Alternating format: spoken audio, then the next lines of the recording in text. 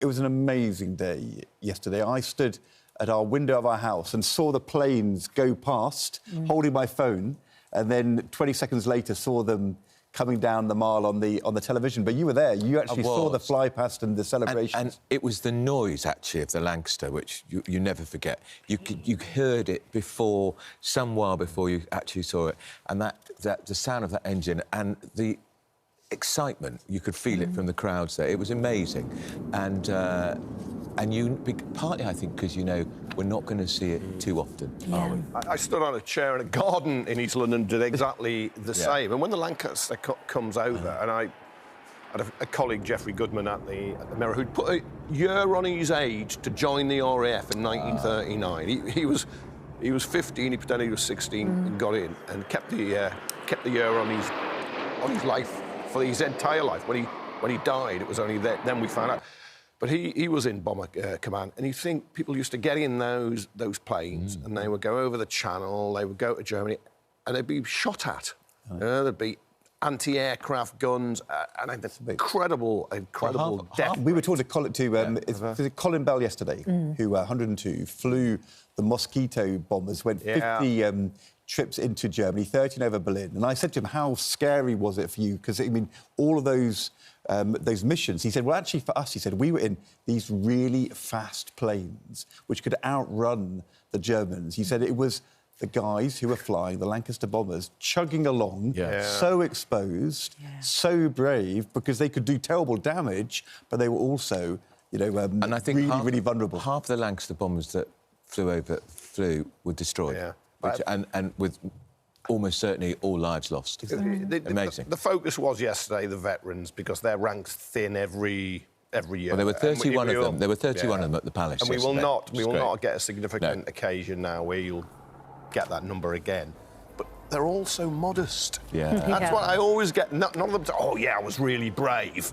You know, in my aircraft, you know, in my tank, on the ground, in my ship, submarine, whatever it is. It's not. They're all just so down to earth and almost just played down what they did when it was just extraordinary. Isn't there some guilt, Kevin? Isn't there some guilt? That they survived. Survivors' guilt. And their friends didn't. Yeah, the Mirror on Monday had a private who was parachuting on him. He's 99. He goes back to the Netherlands every year to salute the fallen colleagues who never got home. Those who didn't grow old, so we could be free. There is a guilt, and you know. And again, that's just incredibly touching. Very powerful. I spent the day yesterday with my dad, who will be 90 this year, and during the war, his father, my granddad, who's no longer with us, was in the Home Guard. And Dad's army. In the Dad's army, of course. But he was a builder, and so his job was to help repair bomb damage in South London, in Croydon, during the war. But, of course, the Home Guard were there, partly in case we were eventually invaded. And it feels like a kind of horrible, chilling moment when you read the front of the Telegraph this morning. Britain is secretly preparing for a direct military attack by Russia amid fears that the country is not ready for war. I mean, you read that and think, hang on a moment, we're 80 years celebrating, you know, the brave actions of our soldiers and civilians during the Second World War. Are we seriously preparing for the war that is currently going on in Europe still to directly affect the UK? Well, the Ukrainian detachment yesterday was a reminder that wars still exist around the world, whether you go into Asia, Africa, of course now Europe there. I've read that Telegraph story. I don't think people should be getting frightened at home, because they have the MOD have contingency plans and they update them every now and again. There is no attack that is imminent. But there's also a truth that no country is ready for war until it is in a war, and then it gets ready. Otherwise, you would now be stopping just about everything we're doing. You'd be having blackout runs. You'd be stockpiling food mountains. We'd be somewhere we don't need to be. It's interesting you say we shouldn't be frightened by that. I mean, the word fear appears a number of times in the first few paragraphs. Yeah, well, it's talking of what is quite clear, we have not spent enough on defence over the years. We've relied on America, NATO to do it all for us. I don't know whether you saw. I'm not sure we've got a clip of this, but we were talking, as I said to Colin Bell yesterday. We then went to discuss defence spending with Alistair Cairns, former Marine, now the Veterans Minister, and Colin joined our interview, basically took over and said to the Minister, look, I'm really sorry, it's not enough. You've got to do more. He said, look at Poland, look what they were doing. It was a very, if you're going to be lobbied by, as a defence minister, what could be more powerful than a 102-year-old veteran going on the attack, saying spend some more money? I think Randy and I sat back, didn't we, and just thought, get on with it. Yeah, but the other side... 104. But the other side is the UK, in cash terms, is the sixth biggest spender on defence at the moment. The whole idea of NATO membership is you don't fight anybody on your own. You've got 31 allies to do that. The US might be unreliable, but look, I think we need to spend what we spend now better and get a bigger bang for our buck than just spending more and more when the MOD, the Ministry of Defence, is notoriously wasteful on equipment that is late, inadequate. We're going to move out Andrew, get Colin in that seat and he can take you on, Kevin. Yeah, well, I'd respectfully have a discussion with him, but I would, at the moment with a veteran, I would be... kid gloves, I wouldn't treat him the way I would him. If you missed that moment yesterday with 104-year-old Mosquito pilot... Was he a pilot or a rear gunner? Pilot. Colin Bell. Let's have a listen. Colin, is 2.5% of GDP enough, or do we need to go further? Oh, no, I think it's rubbish. 2.5%, we ought to be thinking in terms of what the Poles are spending. They're spending over 4%. I would like to see 5% spent, not when we could afford it, but now. There we are, Alistair. What do you think of that? Well, Colin's the greatest advocate. We should get him onto the political team here. What I would say is we've got 2.5% for this Parliament. That's the biggest uplift in spending since the Cold War. I can imagine people cheering. Yeah, you're a former Marine. I know. And you are a defence minister. Yeah. Nothing could be better for your discussions with the Treasury or Number 10 to be lobbied on television by a 104-year-old veteran saying we need to spend more. Yeah. He would have been thinking, my Christmas has come early. A veteran at 104 who looks younger than him. But the terms of the next general election are already set because Starmer has said Labour's going to go 3%. If you're going to do that, that's another 20 billion or so? Well, how are you going to... He hasn't said where it's coming from. No, but that will be the election battleground because other parties will either have to match it, take it apart, try and trump you in a traditional sense, not Donald. But no, that 20 billion, you're going to raise tax. Here is the tension. And as you say, the next general election battle line's being drawn right now, a few years in advance, because the government's already pledged to increase defence spending and, of course, its commitment to Ukraine. It's also talking about... it seems to have slightly stopped talking about this £22 billion black hole in recent weeks. But one of the reasons it took away the winter fuel payment from millions of pensioners was in order to fill that black hole.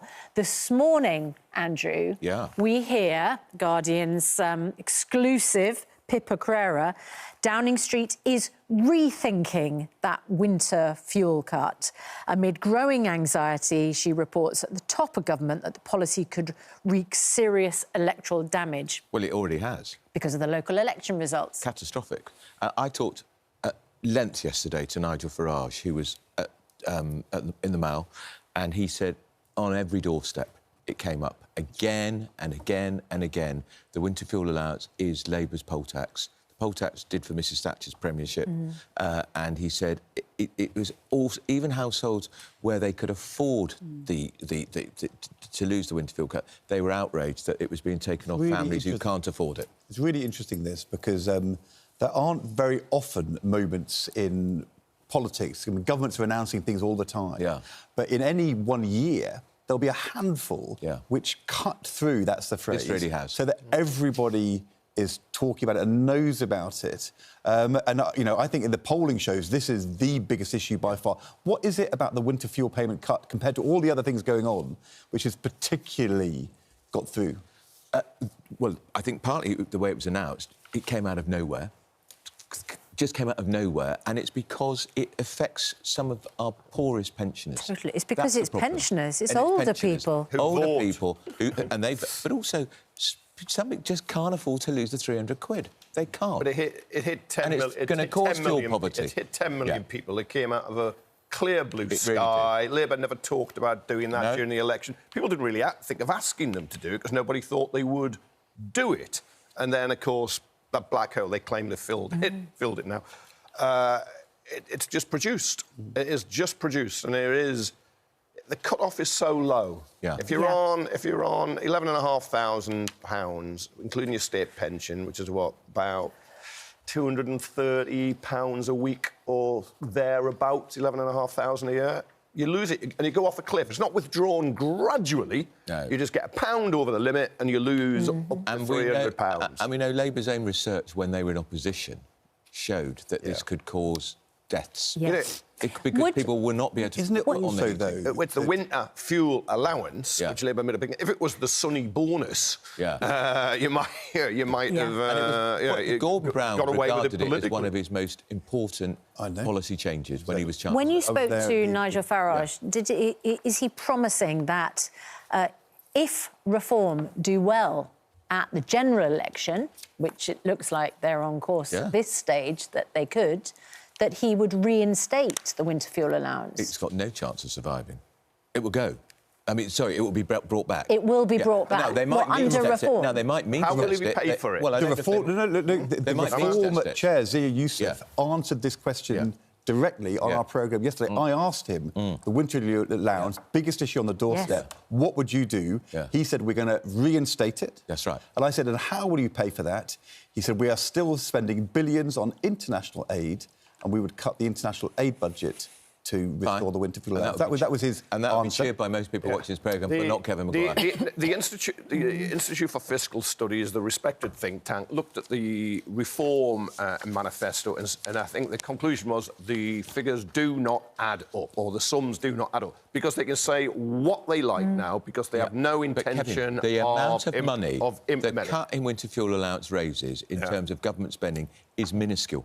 No, it's 1.4 billion and a 2.7 trillion. It's a few coins down the back of the sofa. It's stubborn and boneheaded of this government to carry on with it. Isn't the other thing, though, about it, which has caused a problem, because, people feel that it's unfair, it's hitting pensioners. Yeah. When the government first announced it, they said, we have no choice. But then, actually, governments do have choices, and they can choose to pay, for pay rises or for more GP surgeries or for whatever. And what became clear over the autumn was that it was a choice. They chose this as the group to lose rather than working people or the richest people or companies. And train drivers got a 15.5% pay rise over 3 years. Below inflation over 3 years. 15.5% pay rise. And pensioners have money taken off people them. think, therefore, it was a choice. Yeah, and but it was a choice. But it was. It's a calculated choice. Look, Keir Starmer calls himself a socialist. Nye Bevan, socialism is the language of priorities. You make your choices. That's what politics is all about. Nobody has a magic wand. He kept saying, the Prime Minister, I haven't got a magic wand. No one thought he had a magic wand. But people didn't think he was going to cut the winter fuel allowance, which Rachel Reid, the Chancellor, catastrophic. Isn't it a courageous thing for a government to do, to admit when they get something wrong? We've got it wrong, we're going to restore it, or perhaps we're going to means test it. Because what The Guardian is saying is we're going to raise the threshold at which... But, Andrew, the political impact has already happened. Now, of course, if they did reinstate it for swathes of pensioners... that would be hugely beneficial to those pensioners. And that would be a good thing for those pensioners. But the political impact has already happened. They took away the winter fuel payment. But the right thing... And then if they reverse course... Not only did they do something wrong in the first place, which they would acknowledge if they reversed course, but they also look weak. I'm not sure I agree with that. The right thing to do is to put the money back in pensioners' pockets who can't afford to lose it. If you make a mistake... That's not about politics. That's about doing the right thing. If you make a mistake, it's always better to say, we got it wrong. And people say, oh, you can't do a U-turn, damaging to do U-turns. good U-turns can actually be very, very helpful if you do them well. And the longer you wait, the harder it is. Well, better to correct it early. Look, they've got an anti-poverty review coming out sometime early summer. But if you look at the economic cycle, as the next election looms, they will start raising the income tax threshold, I would have thought, just before the election, the point you pay it.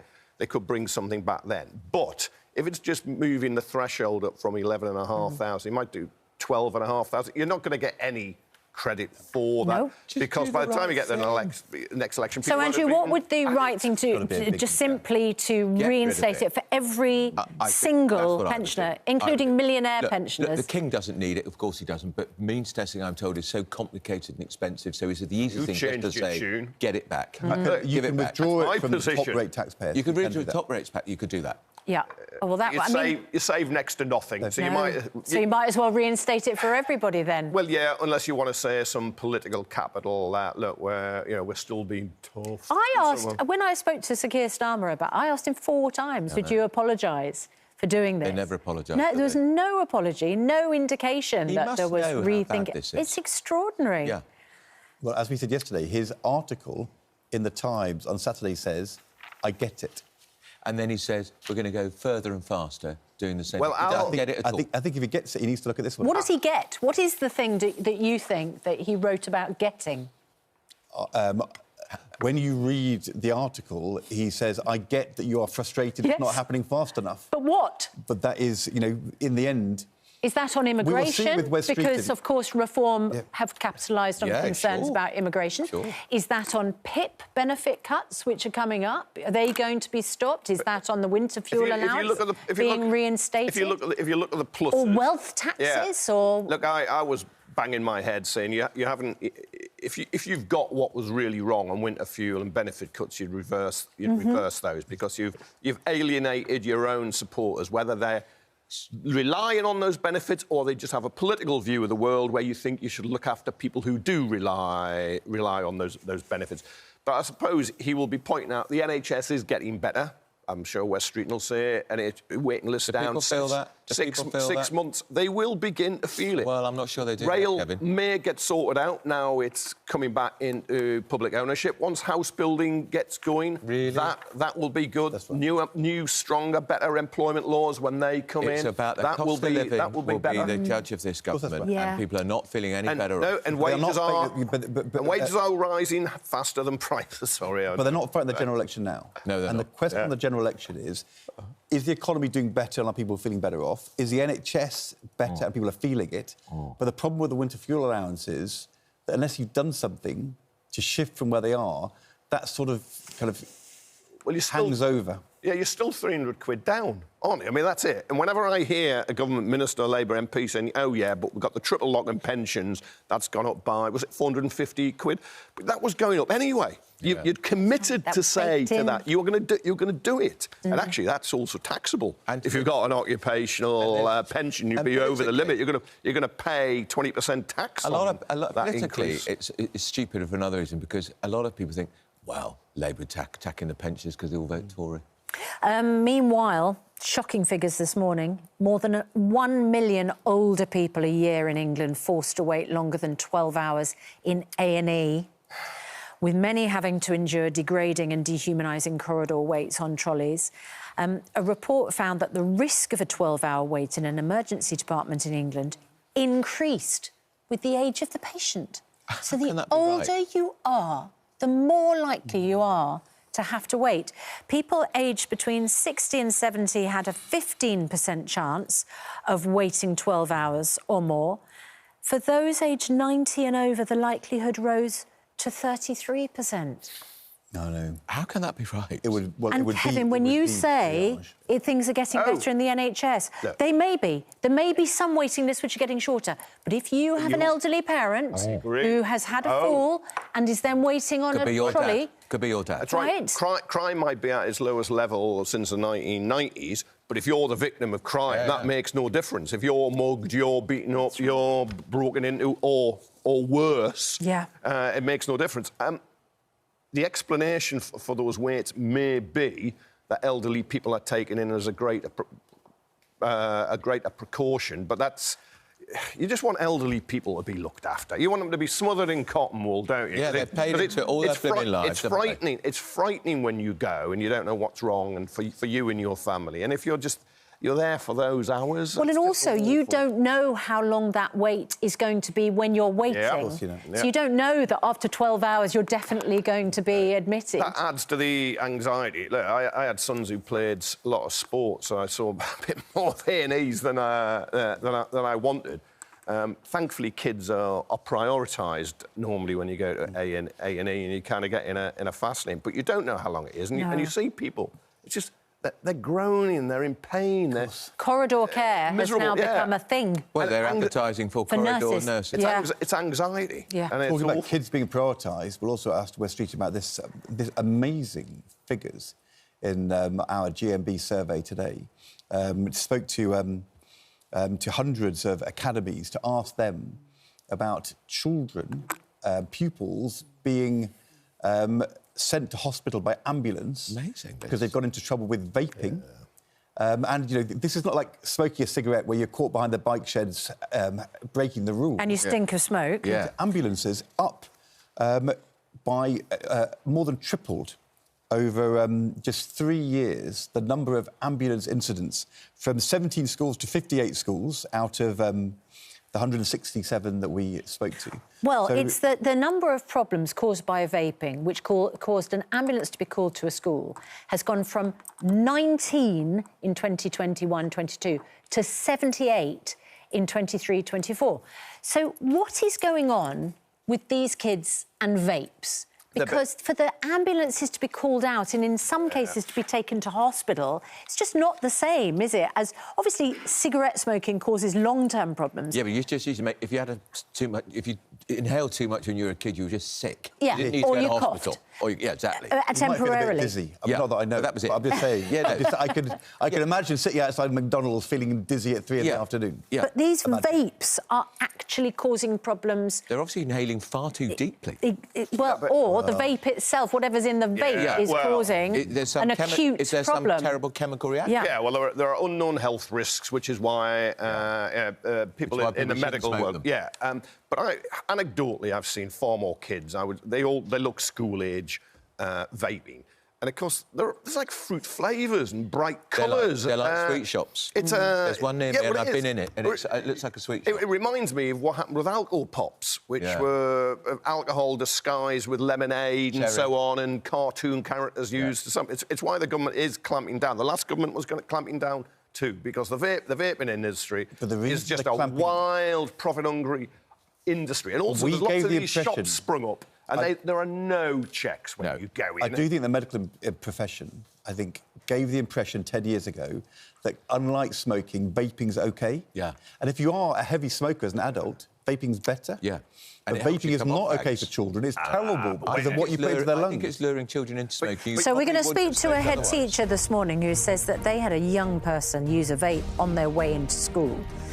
Teacher noticed during registration pupil was struggling to focus, called the school's first aider. The child collapsed and stopped breathing. The ambulance arrived quickly. Head teacher said he didn't think he was going to see that pupil again.